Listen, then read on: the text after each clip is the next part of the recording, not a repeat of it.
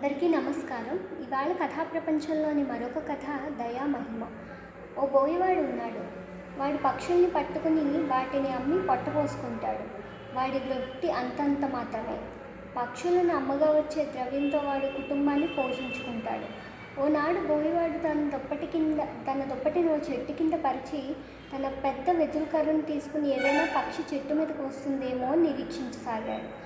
అంతలో తీతూపెట్ట ఒకటి ఆర్తనాదం చేసుకుంటూ వచ్చి ఆ బోయవాడు పంచిన దుప్పటి కింద దూరి తలదాచుకుంది. తీతుని ఎవరు పెంచుకోవడానికి కొనుక్కోరు. బోయవాడు దుప్పటిలో నుండి తీతువుని పారద్రోలాలనుకున్నాడు. అదే సమయంలో పైనుండి ఎగురుతూ ఒక డేగ కనిపించింది. భక్షించాలనే డేగ వస్తున్నదని, అందుకే తీతుపెట్ట ప్రాణభయంతో తన దుప్పటిలో దాగిందని బోయవాడు గ్రహించాడు. ఆ చిన్న పిట్ట మీద కూడా వాడికి దయ కలిగింది. రాళ్ళు విసిరి ఆ డేగను పారద్రోలగా దుప్పటి నుండి ఆ పిట్ట స్వేచ్ఛగా వెళ్ళిపోయింది. కాలం గిరగిరా తిరిగిపోగా కొన్నాళ్ళకు ఆ బోయవాడు జబ్బుపడి మరణించాడు. యమకింకర్లు వాడిని తీసుకుని యమలోకం చేరారు. ఆ లోకంలో ప్రజ్వలిత జ్వాలలు భయంకరంగా కనిపిస్తున్నాయి. ఓ చోట పెద్ద పెద్ద పెనాలతో నూనెలు సలసలా కాగుతున్నాయి. పాపాత్ములను యమకింకరులు అగ్నిలో వేయిస్తున్నారు. సలసలా మరిగే నూనెలోని పడవేస్తున్నారు. ఆ యమకింకరులు పాపులతో కొందరిని కొరడాలతో కొడుతున్నారు, గొడ్డలతో నరుకుతున్నారు, వర్ణనాతీతంగా వారిని శిక్షిస్తున్నారు. బోయవాడు అక్కడ అడుగు పెట్టగానే అసంఖ్యాకంగా పక్షులు వచ్చి వీడు నిరపరాధులైన మమ్మల్ని వలలో వేసి బంధించి అమ్మి వేశాడు. మేము వీడి కళ్ళను పొడిచి వేస్తాము, పొడిచి వీడి మాంసాన్ని భక్షిస్తాము అన్నాయి. పాపం బోయవాడు భయంతో గనగడా వణికిపోయాడు.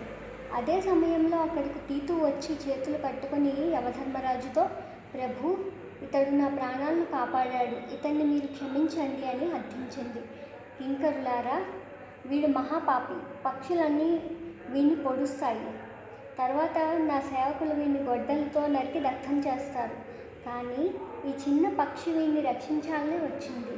వీడు ఈసారి ఈ పిట్ట మీద దయ చూపించాడు కనుక వీడిని మరలా భూతలానికి పంపివేసి ఓ సంవత్సరం బతికే అవకాశం ఇవ్వండి అని యమధర్మరాజు పలికాడు. యమదూతలు బోయవాడి జీవాన్ని వాడి ఇంటి దగ్గరకు తీసుకువచ్చేసరికి వారి బంధువులు వాని శవాన్ని శ్మశానానికి తీసుకుపోయి చితి మీద పెట్టి సంసిద్ధంగా ఉన్నారు. అందరికందరూ ఏడుస్తుండగా బోయవాడు బతికి కదలసాగాడు. వాని బంధువులు మహానంద పరవశులయ్యారు. అందరూ స్వగృహాలకు మరలి వచ్చారు. బోయవాడికి యమరాజు పలుకులు స్మృతిలో ఉన్నాయి. వాడు పక్షులను పట్టుకోవడం మానివేశాడు.